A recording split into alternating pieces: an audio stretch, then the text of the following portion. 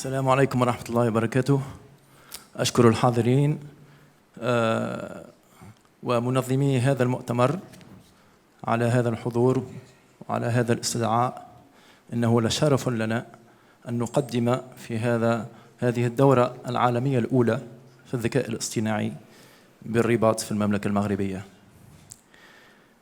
وأشكر سيدي ربيع أدريسي على هذا التنظيم، سيد أنور يعيش، وأخص بالشكر رئيس هذا المؤتمر معلمي الدكتور مازن الشريف لما علمه لي ولكل أعضاء المنارة لصقل العقل والروح وأهمية إنسانية الإنسان، ومن ذلك المؤتمر الأول للذكاء الاصطناعي.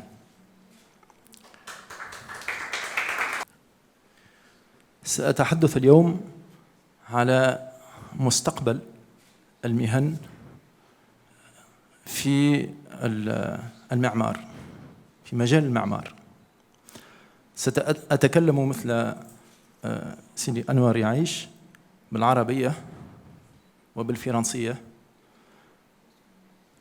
فهنالك حيرة في مجال المعمار في العالم ككله، لأن الذكاء الاصطناعي هنالك من يراه خطر وهنالك من يراه إعانة في المجال المهني. سأقوم بمقدمة أكاديمية لتذكير المهن الموجودة في المجال المعماري. En fait, je tiens à rappeler que le secteur immobilier n'était pas professionnalisé. C'est-à-dire qu'il n'y avait pas de professionnels de l'immobilier avant les années 80 et 70.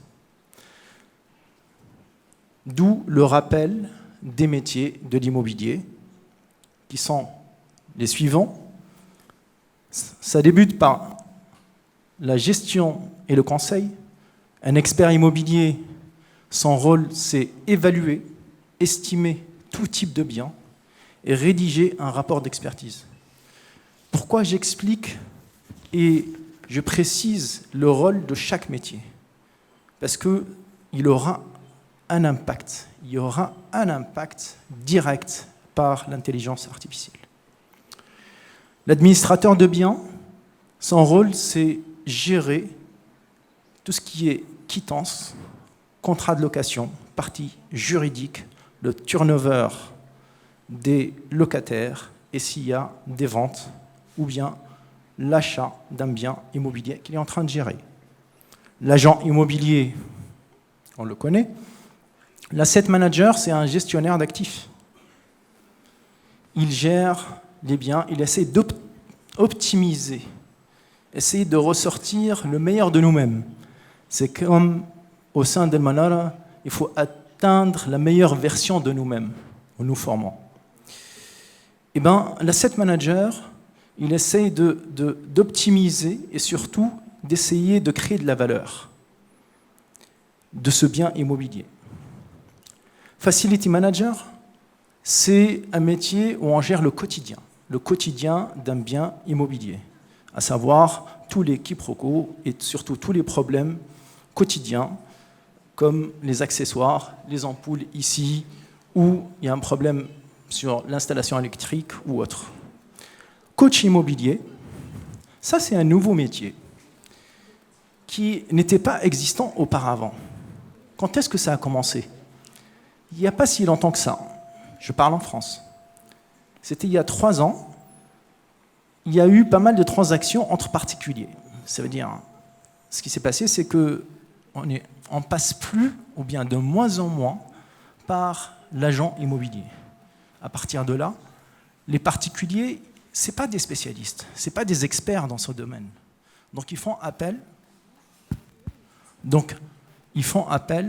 à un coach immobilier qui va les éclairer sur leurs droits et leurs obligations. Le gardien d'immeuble, je tenais à le citer. C'est un poste clé, dont c'est universel. Pourquoi ? Parce que il faut dire ce qui est, il peut remplacer tous ces métiers. Il peut vendre, il peut acheter, il peut gérer, il peut même coacher des acheteurs. Et surtout, il peut leur donner l'historique de l'appartement ou du bien à acheter. C'est pour ça, chaque métier est important, quel que soit ce métier. La transaction aussi, là on retrouve le fameux agent immobilier, qui est également conseiller en transaction, mais c'est deux métiers différents. Il y a également chasseur de biens. Ce métier, c'est vrai qu'il n'existait pas. Aujourd'hui, un agent immobilier, quand on lui demande un bien, je ne sais pas, dans un quartier particulier, qu'est-ce qu'il fait ? Il nous donne tout son portefeuille. Il ne répond jamais à notre question, dans la plupart du temps. Par contre, un chasseur de biens, il faut préciser le quartier, la surface, et là, il fera tout pour vous retrouver le bien qui répond à vos besoins. Négociateur également, nous ne sommes pas négociateurs nés, c'est un métier. Le notaire, c'est un percepteur. Il existe depuis la nuit des temps. Il est en train de collecter les droits d'enregistrement à chaque transaction. Il les remet à l'État, il récupère sa commission. Responsable d'agence, également, c'est un métier administratif. Et on revient à notre cher ami gardien d'immeuble. Pourquoi ? Parce que, en fait, il collecte toutes les informations. Moi, je compare le gardien d'immeuble à l'IA, à l'intelligence artificielle. C'est qu'il collecte toutes les informations et les utilise après.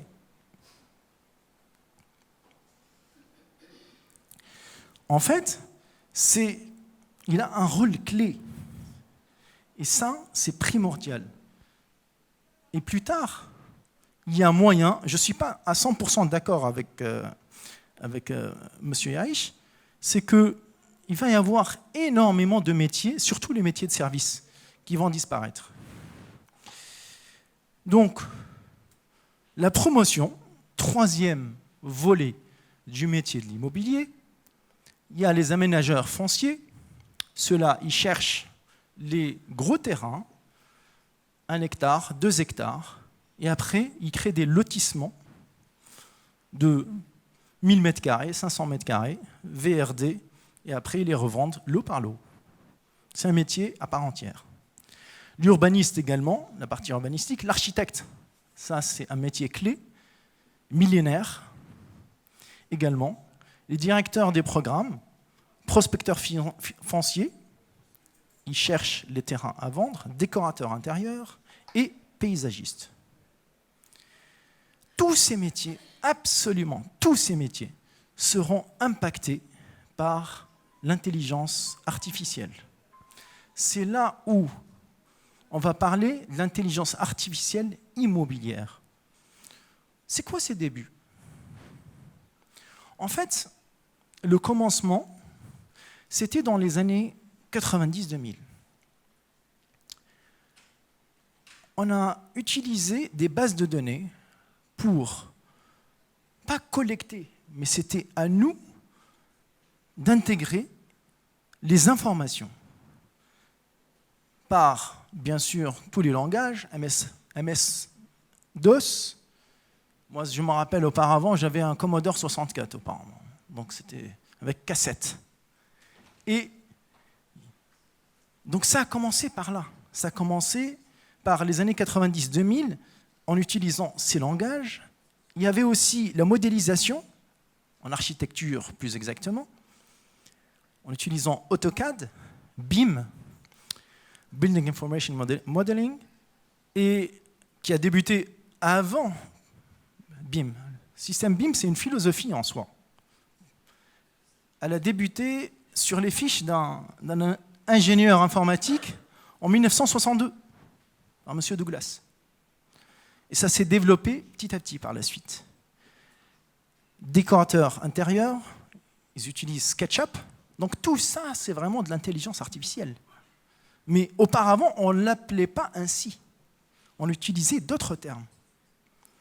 Les analyses de données également, avec tout ce qui est Office Microsoft, bon, Excel, Access, Design, Photoshop, GIMP et Canva. Et là, il y a eu une crise. C'était la crise des subprimes. Qu'est-ce qui s'est passé? En fait, toutes les valorisations et tous les chiffrages sont tombés à l'eau. Pourquoi? Parce qu'ils se sont dit, l'être humain n'a pas pu prévoir cette crise.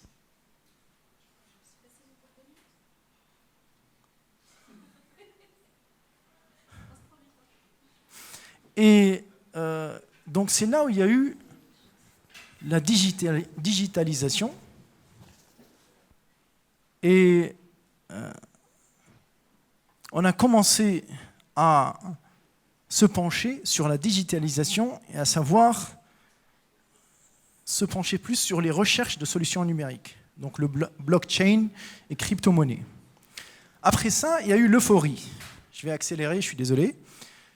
C'est la crise sanitaire Covid 2020. Là, il y a vraiment un focus sur la digitalisation, le 100% numérique, et on s'est rendu compte que le cycle économique, parce que l'économie en soi, elle est cyclique, on est arrivé à la maturité de notre économie, de cette typologie en fait, capitalistique. Donc il fallait rechercher, et après une maturité, il y a le déclin. Donc pour éviter ce déclin, il faut vraiment trouver une solution. Il y a eu une accélération de la mise en place et réalisation des projets. Ça veut dire auparavant c'était sur le papier, on est passé et on a financé. L'impact de l'IA sur le secteur, utilité, danger, c'est la clé. Pardon? Donc, l'IA, à mon regard, et à mon avis, l'objectif primaire en soi pour les entrepreneurs, c'est baisser les charges d'exploitation. Charge personnelle, elle occupe le plus gros poste dans un bilan financier et augmenter les bénéfices. Donc, qu'est-ce qui va nous permettre, cette IA? Elle va permettre de faire plus de projets en moins de temps, respecter les délais et plus de traitement des données.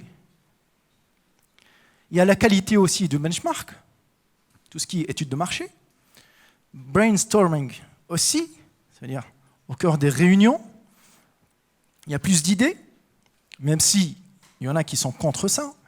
Néanmoins, on sait qu'aujourd'hui, l'IA a plus accès à la big data et aux informations qu'un être humain, pour le moment. Les rapports d'analyse aussi, tout ce qui est audit, expertise, c'est fait en moins de temps et avec plus de précision. Par exemple, là, on voit la photo d'un agent immobilier.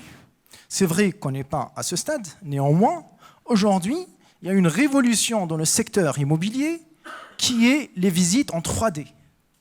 Ça veut dire que vous n'êtes plus obligé de visiter le bien, vous êtes de chez vous et vous visitez cet appartement, il vous plaît ou il ne vous plaît pas. Donc ça déjà, c'est l'intervention de l'IA. Donc même l'agent immobilier, on va baisser en fait ses honoraires parce qu'il n'aura plus à se déplacer. Lui, certes, c'est une baisse de charge, mais il y a aussi une perte d'honoraires. Donc, j'ai bien aimé cette IA vs humain. Parce que quand on a l'IA, les salariés, il y a moins d'absence de salariés. Il n'y a pas de négociation salariale. Et il n'y a pas de grève, il n'y a pas de protestation. Ils ne fatiguent pas, il suffit d'avoir un ingénieur.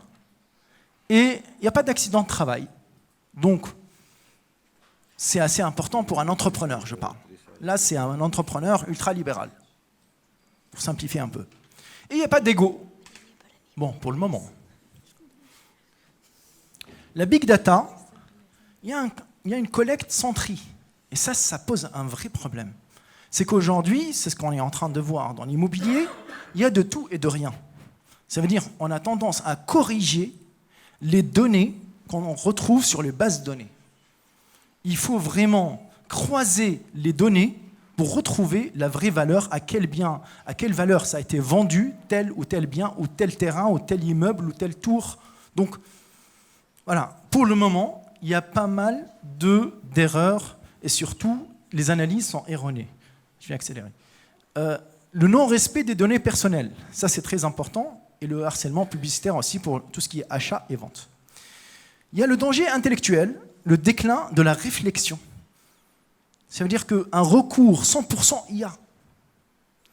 Et ça, malheureusement, ça induit à une décadence de la créativité, d'une part, et d'autre part, il y a le syndrome de copier-coller. Moi, je l'appelle le copier-coller. Bon, je n'aurai pas le temps de vous parler de cette cyberattaque pour un site pétrolier où ils étaient obligés d'écrire à la main et revenir à la main et écrire les ordres à la main. Et ça a bugué également. Pourquoi ? Parce qu'ils étaient habitués à faire des copier-coller. Ils n'étaient plus habitués à analyser à l'écrit. Et donc, voilà, c'est d'où le recours total de 100%. Danger, donc il y a également la perte de données, vol des données confidentielles, usurpation d'identité et les bugs informatiques. Financier également, il y a les baisses des salaires, puisque moins vous faites des tâches, plus votre salaire va baisser. Il y a une logique derrière. L'humain sera un exécutant et l'IA se chargera de la stratégie et bien sûr, elle sera plus fiable. Il y a aussi la faiblesse du pouvoir d'achat. Une problématique sociétale également. Donc l'augmentation du chômage dans le secteur et une tension intergénérationnelle. Ça veut dire qu'il va y avoir des petits problèmes entre les générations. C'est-à-dire ceux qui ont vraiment suivi la bonne formation, le bon enseignement, d'où l'obsolescence des formations en soi. Parce qu'aujourd'hui, les formations d'aujourd'hui ne sont pas adaptées aux métiers de demain. Et ça pose un vrai problème. Donc, si on parle d'éthique, l'éthique, personnellement, j'ai préparé un KPI pour un logiciel pour remplacer le métier de l'expert immobilier. J'avais la possibilité de le faire, en toute humilité. Mais on ne peut pas le faire. Pourquoi on ne peut pas le faire ? Parce que ce logiciel, il va remplacer entre 20 et 30 000 emplois. Donc il va y avoir des suppressions. Les clients, au lieu de payer 10 000 € le rapport d'expertise, ils vont payer 200 €. C'est quoi leur choix ? C'est aussi simple que ça. Ils rentrent sur le logiciel, ils l'achètent et ils ont le résultat. Donc, substitution, licenciement, chômage, pauvreté. Mais bon, ça, c'est vraiment le dark side. C'est assez pessimiste, mais bon, je préfère en parler. L'avenir des métiers, il va y avoir des disparitions, comme les métiers services, comme mon métier également, expert immobilier. Donc, il suffit d'avoir des data, big data, l'analyse, vous avez un rapport qui sort avec la valorisation et tout ce qui suit. L'analyse des données, les métiers de BTP aussi, il y a des robots aujourd'hui qui font de la peinture, il y a des préfabriqués, il y a pas mal d'évolutions sur ce point-là. Et la survie, à mon avis, de ces métiers, c'est vraiment la formation continue. Il faut se former, il faut continuer à se former, c'est primordial. Et la spécialisation, les niches, il faut se spécialiser dans un point bien déterminé, dans une spécialité, et ça, c'est une des clés. L'évolution des métiers, tous les métiers vont évoluer, il va y avoir des nouvelles exigences des clients, et également, les métiers, les nouveaux métiers dépendront de l'évolution de l'IA. Plus l'IA va évoluer, plus il va y avoir des nouveaux métiers. On peut dire que plus de 50% des nouveaux métiers ne sont pas encore là. Ils vont apparaître un jour. Merci pour votre attention.